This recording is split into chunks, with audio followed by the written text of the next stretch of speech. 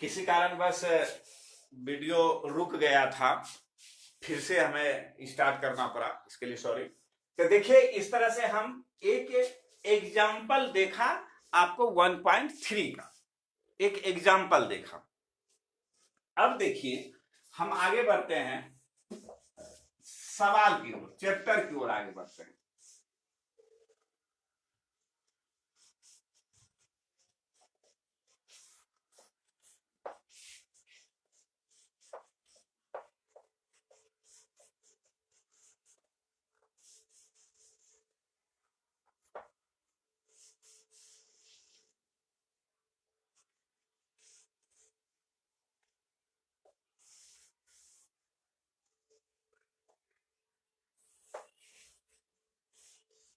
मिटता ही नहीं यार, बोर्ड को रिपेयरिंग कराना होगा।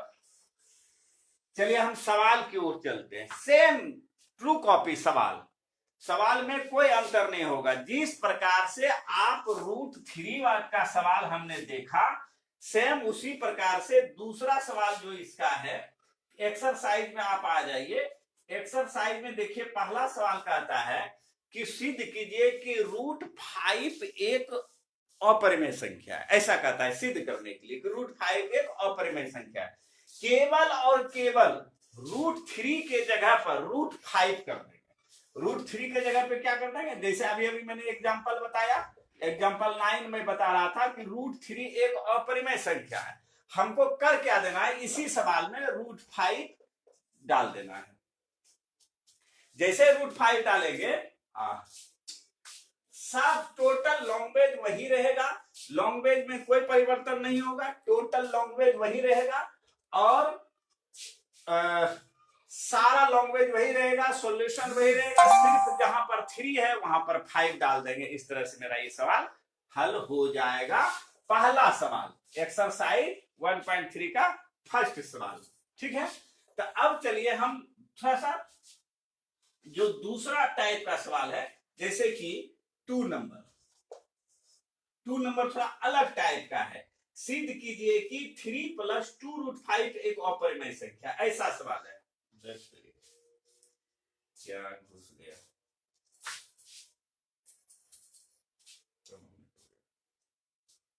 सिद्ध कीजिए कि दूसरा सवाल का हम देख रहे हैं, दूसरा सवाल को हम देख रहे हैं सॉल्व।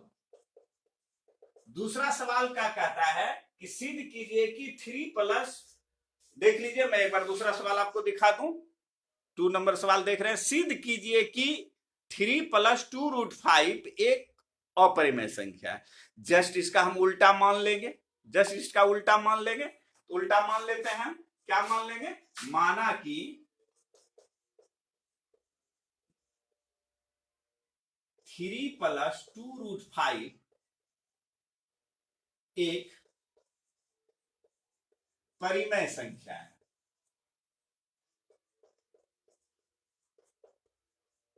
बहुत गर्मी है भाई, लाइन कट गया है। परिमेय संख्या है, ओके, ऐसा माना मैंने। तो अब देखिए जस्ट इसको अभी अभी हम जस्ट जो कर रहे थे, तो वही चीज यहां भी करना होगा कि इसको हम मान लिए, क्या मान लिए कि एक परिमेय संख्या है। इसका मतलब है कि ये जब परिमेय संख्या मान लिए तो किसके रूप में होगा, p/q के रूप में होगा। अतः 3 + 2√5 = p/q होगा, जहां p और q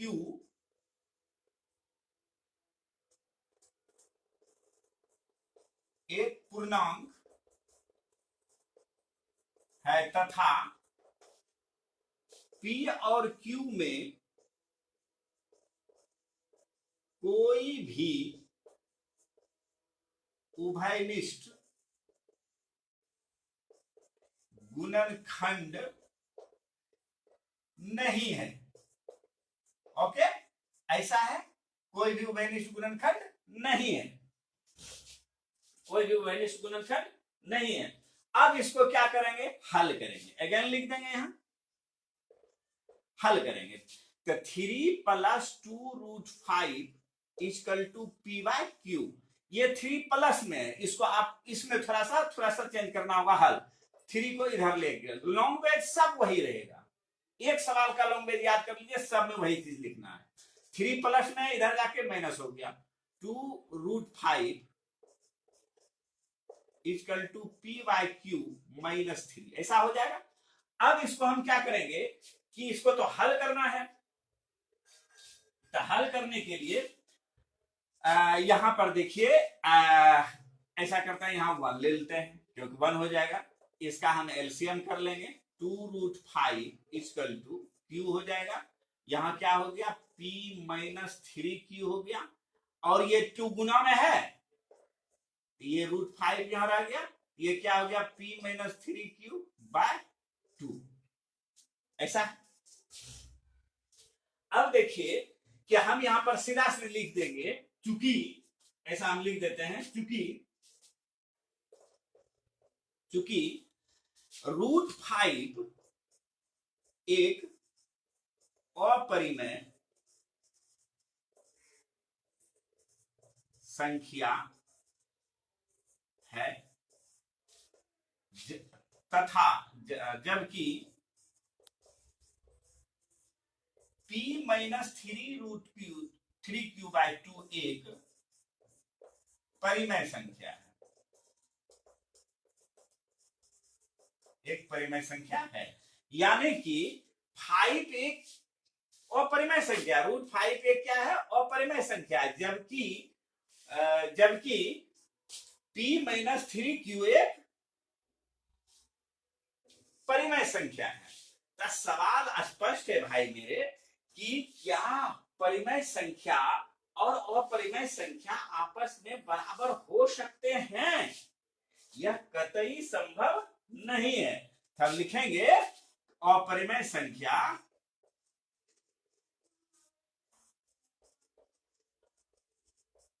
दिखाई दे रहा है भाई कि नहीं दिखाई दे रहा है?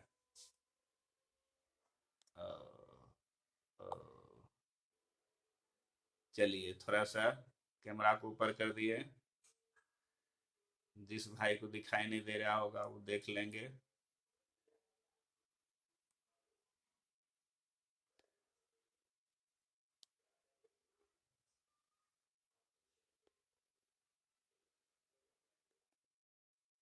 ये देखिए अपरिमेय संख्या इज नॉट परिमेय संख्या,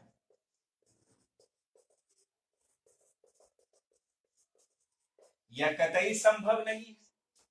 परिमेय बराबर कभी अपरिमेय होगा क्या, या अपरिमेय बराबर कभी परिमेय होगा क्या? यह संभव ही नहीं है। इसलिए हम क्या करेंगे, इसलिए हम क्या लिख सकते हैं, हम लिख देंगे अतः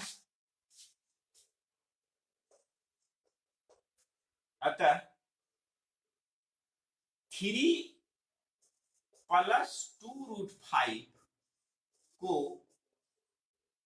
अतः ने अर्थात लिख दो, अर्थात 3 + 2√5 को परिमेय संख्या मानना गलत है। यह मानना ही गलत है, इसीलिए बोले थे थोड़ा कंसेप्ट में यहां दिक्कत होता है इस चक्कर में। यह मानना ही गलत है ना। अतः 3 + 2√5 एक और परिमेय संख्या है। प्रूव्ड। इस तरह से हम इसको प्रूव कर दिए। बस सेम इसी स्टाइल से सारा का सारा चलेगा, इसमें कोई डिफरेंस नहीं होगा, सेम इसी स्टाइल से चलेगा सवाल, सारा का सारा सवाल ऐसे ही चलेगा इसमें, है ना। सारा का सारा सवाल ऐसा ही चलेगा।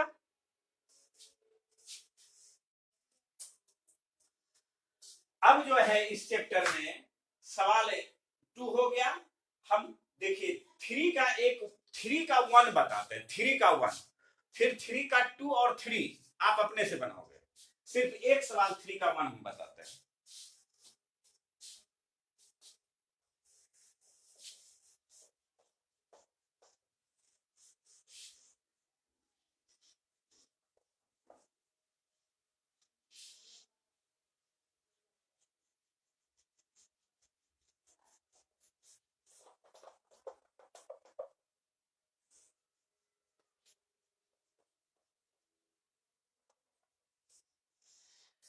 3 का 1 एक सवाल हम लेते हैं। 3 का 1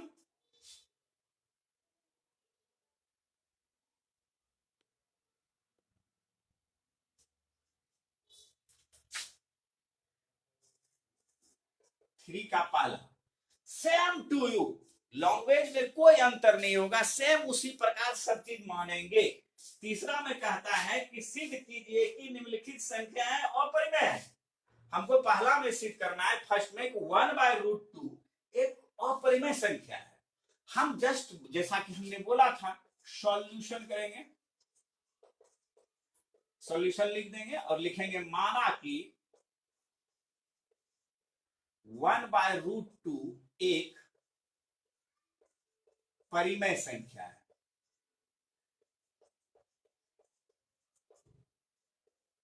हमने जस्ट इसका विपरीत मानते हैं, उल्टा मानते हैं। इसका क्या मानेंगे? उल्टा मानेंगे।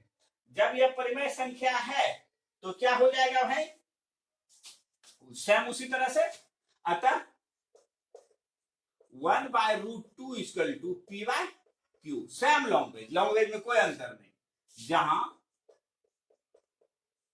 P और Q में कोई भी उभयनिष्ठ गुणनखंड नहीं है तथा P और Q एक पूर्णांक है, एवं लिख सकते हैं ये भी Q इज नॉट 0, ऐसा भी लिख सकते हैं।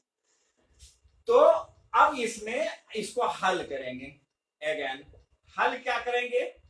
1/√2 इक्वल टू P/Q, ऐसा है सवाल। इसको हल करके हल करने के लिए हम क्या करेंगे कि पहले 1/√2 को हर का प्रमेयकरण करेंगे, है ना?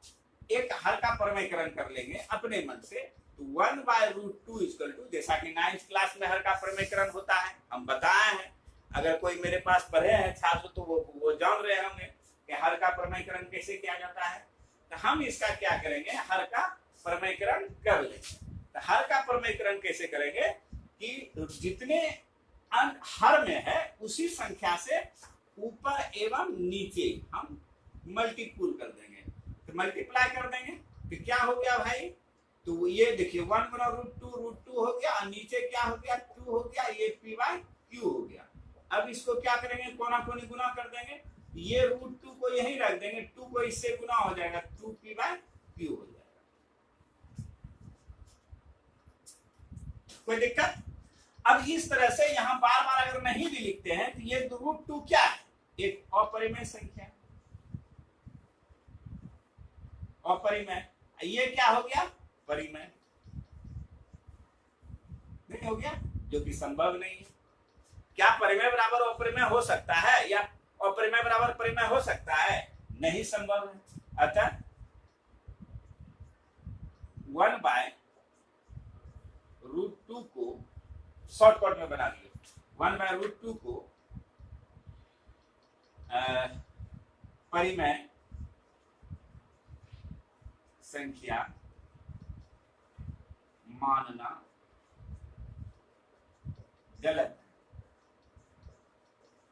है ना, इसलिए 1/√2 एक और परिमेय संख्या है। इस तरह से प्रूफ हो गया। इस तरह से हम सवाल इसको बनाएंगे। बहुत आसान है, बहुत हल्का है, बहुत विकट भी नहीं है, बना सकते हैं आप, बहुत सिंपल है। इस तरह से आज का क्लास मेरा 1.3 का खत्म हो गया। शेष जो सवाल बच गया सेम इसी स्टाइल से आप बनाएंगे, उसमें कोई अंतर नहीं है। और 1.3 आप उदाहरण से और उदाहरण के साथ साथ जो आपके एक्सरसाइज में है उससे भी बना सकते हैं। अच्छा एक्सपीरियंस करने के लिए केसी सिन्हा या आलोक का भी आता है, और बहुत सारे इंग्लिश मीडियम का भी बुक आते हैं, तो उससे भी आप बना सकते हैं, कहीं कोई दिक्कत नहीं है। तो इस तरह से ये चैप्टर मेरा समाप्त हो गया। कल मैं 1.4 है ना, 1.4 चैप्टर लेकर आऊंगा, और बहुत सिंपल चैप्टर है 1.4, और कल मैं पढ़ाऊंगा, कल ही समाप्त कर दूंगा। इसलिए आप कल तैयार रहिए। कल मैं फिर से आ रहा हूं। कोरोना में घर में रहिए, बच के रहिए, कहीं किसी टीचर के पास नहीं जाना है, क्योंकि आप सुरक्षित तभी आपकी परिवार सुरक्षित, आपके छोटे भाई बहन सुरक्षित। इसलिए बिल्कुल ही घर में पढ़ना है, लेकिन पढ़ते रहना है, अध्ययन करते रहना है। बाकी कल बात करेंगे। बाय। ओके।